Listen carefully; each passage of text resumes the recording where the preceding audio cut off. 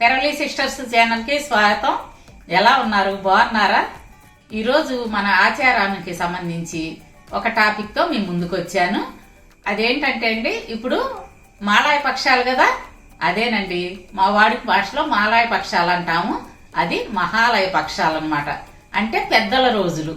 ఈ పెద్దల రోజుల్లో ఏం చేస్తామంటే, పెద్దలకి తర్పణాలు వదలటం, పిండ ప్రదానాలు చేయటం, బ్రాహ్మణులకి మోయినం ఇచ్చుకోవటం, ఇటువంటివన్నీ పెద్దల పేరు మీద చేస్తామండి. మా కొన్ని కమ్యూనిటీల్లో ఏంటంటే తద్దినాలు అవి ఉంటాయండి. ప్రతి సంవత్సరం వాళ్ళు చనిపోయిన రోజున తద్దినాలు పెట్టుకుంటారు. మా కమ్యూనిటీలో అయితే తద్దినాలు లేవండి. చనిపోయిన ఆ 15 రోజులు దిన కార్యక్రమాలు అయిపోతాయి కదా, ఆ మరుసటి సంవత్సరం సంవత్సరకం అని చెప్పి చేస్తామండి. ఆ తిథి వార నక్షత్రాలు చూసుకొని ఆ తర్వాత ఏం చేస్తామంటే, సంక్రాంతికి, దసరాకి, ఉగాదికి ఆ పెద్దలకి పెట్టుకుంటాం అన్నమాట. బట్టలు పెట్టుకొని వాళ్ళకి నచ్చిన పిండి వంటలు చేసి భోజనాలు పెట్టుకోవటం, అటువంటి కార్యక్రమాలన్నీ చేసుకుంటాం. అయితే మాకు తద్దినాలు అనేవి లేవండి. కొన్ని కమ్యూనిటీల్లో మాత్రం తద్దినాలు ఉన్నాయి, కంపల్సరీ చేసుకుంటారు. ఈ తద్దినాలు లేని వాళ్ళు ఈ మాలాయ పక్షాల్లో పెద్దలకి చేసుకుంటే చాలా మంచిది. అయితే తద్దినాలు ఉన్నవాళ్ళు కూడా చేసుకోవచ్చండి, చేసుకోకూడదని ఏం లేదు. ఇప్పుడు ఇది తర్పణాలు వదలటం ఇలాంటివన్నీ ఈ మాలాయ పక్షాల్లో చేసుకుంటే చాలా మంచిది. అయితే ఇటువంటి కార్యక్రమాలన్నీ చేయటం వల్ల పితృదోషాలు ఏమన్నా ఉంటే తొలగిపోతాయి అంటారు. అంటే మన పెద్దల వెనక పెద్దల తాత ముత్తాతల దగ్గర నుంచి ఏమన్నా దోషాలు ఉంటే అవన్నీ తొలగిపోతాయి అంటారండి. ఆ పితృదోషాలంటే ఏంటో నాకైతే తెలియదు, కానీ మా పెద్దవాళ్ళు ఆ మాట చెప్పేవాళ్ళు అనమాట. మరలా ఏదన్నా ఇంట్లో అనారోగ్య సమస్యలున్నా, ఆర్థిక సమస్యలు కావచ్చు, మామూలుగా ఇతరత్ర నెగిటివ్ ఎనర్జీ ఉన్న ఇంట్లో ఇవన్నీ వెళ్ళిపోతాయి అని చెప్తారండి. అందువల్ల ఈ మాలాయ పక్షాల్లో మాత్రం ప్రతి సంవత్సరం మేము మోయిన ఇచ్చుకుంటాము. ఈరోజు పంతులు గారిని పిలిచి మోయిన ఇవ్వాలనుకుంటున్నాను. ఆ మోయిన్లో ఏమేమి పెట్టాలి, ఏమి పంతులు గారికి మోయిన ఇవ్వాలి అనేది నేను ఇప్పుడు చెప్తాను, చూపిస్తాను. చూడండి, ఈ వీడియో ఎక్కడ స్కిప్ చేయకుండా చూడండి. ఇందులో మీకు మంచి సమాచారం దొరుకుతుందని నేను భావిస్తున్నాను. సరేనండి, ఇప్పుడు తెల్లవారుతూ ఉంది, పంతులు గారు వచ్చే టైం అవుతుంది. ఆయనకి సంబారాలన్నీ ఇవ్వాలి కదా, అవేమిటి అనేది మీకు చూపించి ఇద్దాం అనుకుంటున్నాను.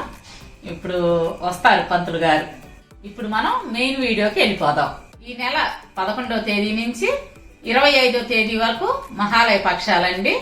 ఈ 15 రోజుల్లో ఎవరికైనా కుదరని వాళ్ళు, అంటే పిండ ప్రదానాలు, తర్పణాలు, పంతులు గారికి మోయిన ఇవ్వటం ఇవన్నీ చేస్తాం కదా, అవి ఏమన్నా కొంచెం ఆటంకాలు వచ్చి కుదరలేదనుకోండి, 25వ తేదీ మహాలయ అమావాస్య ఉంది. ఆ రోజు ఈ కార్యక్రమాలన్నీ చేసుకుంటే చాలా చాలా మంచిదండి. ఆ రోజు తప్పనిసరిగా చేయదలుచుకున్న వాళ్ళు మాత్రం, అంటే ఈ కార్యక్రమాలు చేయదలుచుకున్న వాళ్ళు ఆ రోజు తప్పనిసరిగా చేయండి, మీకు మంచి జరుగుతుంది. పంతులు గారికి ఏమేమి ఇవ్వాలి అనేది ఇప్పుడు నేను చూపిస్తానండి. అయితే ఎంతెంత ఇవ్వాలనేది మాత్రం నేను చెప్పను. ఎవరి శక్తి కొలది వాళ్ళు పంతులు గారికి ఇచ్చుకోవాలి. అయితే ఏదో ఫార్మాలిటీగా ఇచ్చామంటే ఇచ్చామని ఒక అరగిద్ద కందిపప్పు, అరగిద్ద, ఒక గిద్ద బియ్యం అలా కాదండి.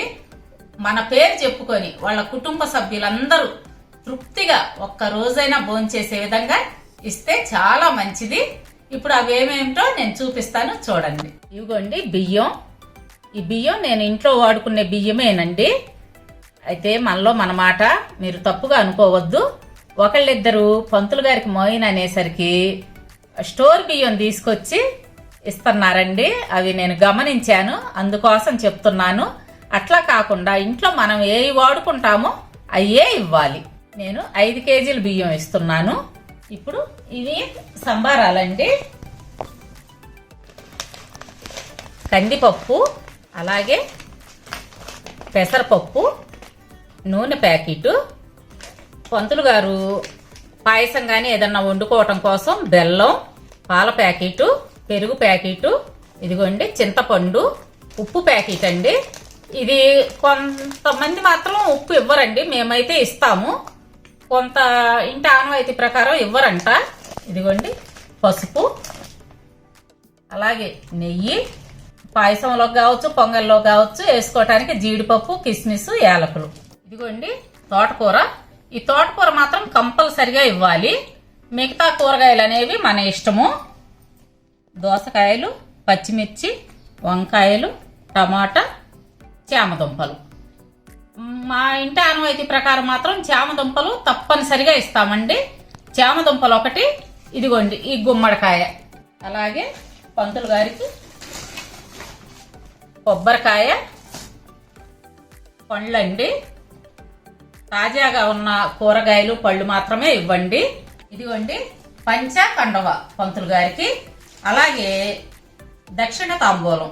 దక్షిణ తాంబూలం అనేది మన శక్తిని బట్టి అండి. 101 రూపాయి కావచ్చు, 501 రూపాయి కావచ్చు. అలా మనం ఎంత డబ్బు పెట్టాలి అనుకుంటామో అంత పంతులు గారికి ఇచ్చుకోవాలి.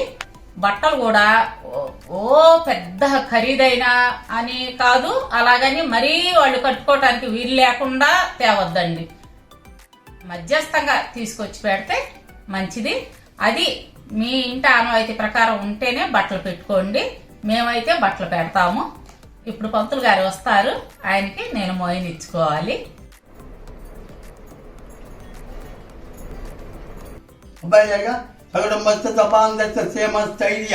విజయ అభయ ఆయు ఆరోగ్య ఔశ్వర్యార్థం మమ స్వగృహంగా కొనుక్కున్నా మమ స్వగృహార్జన మమ పితృ అంటే మీ మామ మరి ఆయన పెట్టినట్లు లెక్క, మీ ఆయన పెట్టండి. మమ పితృ ప్రవితామహ అప్రవితామహ భార్గవద మాలయ పక్ష భోగయుక్తార్జన ఇదం మమం పిత్రోధ్యయన దేవతాయై నమః. ఇప్పుడు చెప్పాలి మన గోత్రం, మన పైన చెప్పుకోవాలి. గోత్రోపవత్య మామగారికి గోత్రోపవత్య పెట్లూరు గోత్రోపవత్య. మా మామగారి పేరు వెంకటేశ్వరరావు. మీ మామగారికి పైన తిరుపాలు. ఇంటి గోత్రం చెప్పండి. చిరుపాలు చిరుపాలు చిరుపాలు వెంకమ్మ నామధేయచ్చ. తర్వాత వెంకటేశ్వర్లు నామధేయచ్చ. సుబ్బులు నామధేయచ్చ. ఈయన బాబాయి చెప్పండి పర్లేదు. రాములు నామధేయచ్చ. మా బావగారి పేరు కృష్ణారావు గారు నామధేయచ్చ.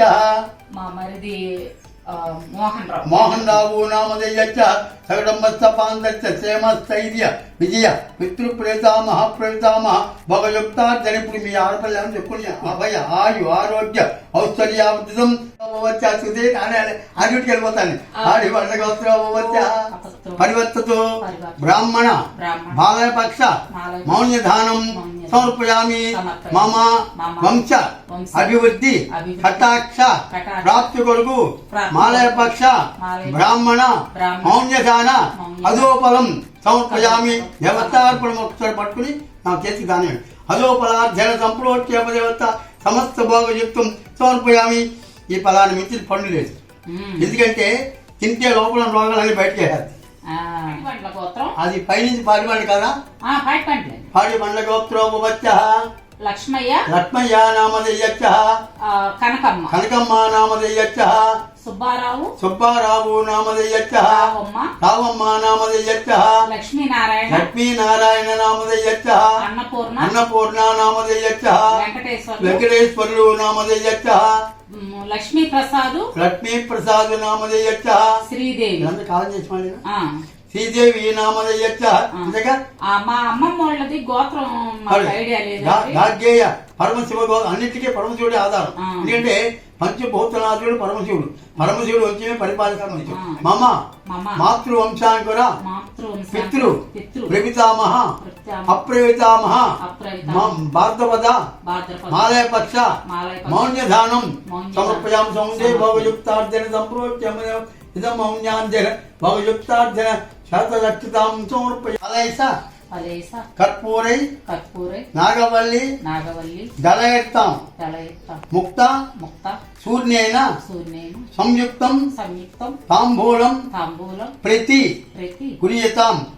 మమ భర్త వంశాంకుర సమస్త పితృ ప్రవిత అప్రవితామహ మమ మాతృ పితృ అప్రవిత ప్రవితామహ సమస్త మమ కుటుంబ హరివర్తతార్జన హరివర్తతార్జన మాలయపక్ష మౌన్యదాన పురోహితులకు మమ తృప్తి తాంబూల దక్షిణ దానం तात्पर्ये पुष्पायात् पुष्पेन भवत्सुतं मुञ्चन्तः भावयुक्तार्जनपर्वतं इदं ताम्बूलं समर्पयामि यज्ञात्करे भावयुक्तार्जन सता युष्मान् भव आयुरारोग्यौषधीयावृत्तु अन्योन्य दाम्पत्य जीवित अनुग्रहार्जन यज्ञ सुम्मलि वंशांकर प्रत्युभावयुक्तं समर्पयामि इति मालयभक्त भालयभक्तार्जन भावयुक्तं समर्पयामि हरिवर्तन्तु भावयुक्तं संप्रोक्ष्यम देवता